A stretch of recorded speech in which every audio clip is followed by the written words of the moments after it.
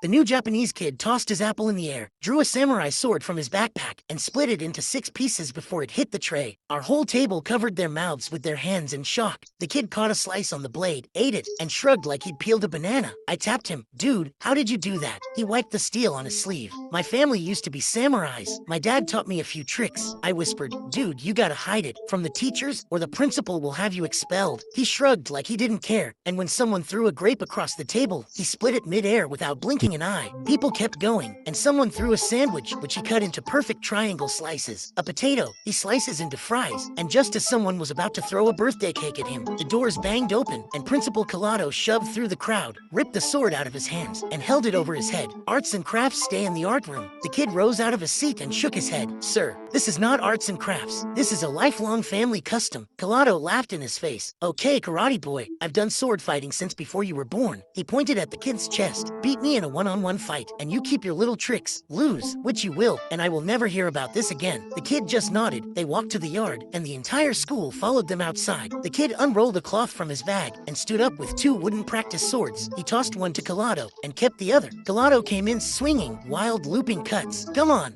dance for me, karate boy. The kid snapped his sword up, blocked it clean, and didn't swing back. Collado swung harder and harder, but the kid kept dodging it. He barked, stay still, and he reared back to bring his sword down overhead with both hands. The kid stepped in, caught the chop on his blade overhead, and cracked his own sword across Collado's wrists. The wooden sword dropped into the grass. The kid swept Collado's legs out and dropped him flat on his back, then set his blade against his collar. The yard went dead silent. The kid lifted it away and pulled Collado up by the hand. That one was a trick my dad taught me. He pulled his sword from the dirt, slid it into his bag, and shrugged like none of it mattered. And by the way, it's not Karate Boy, it's Samurai King. 400 kids lost their minds.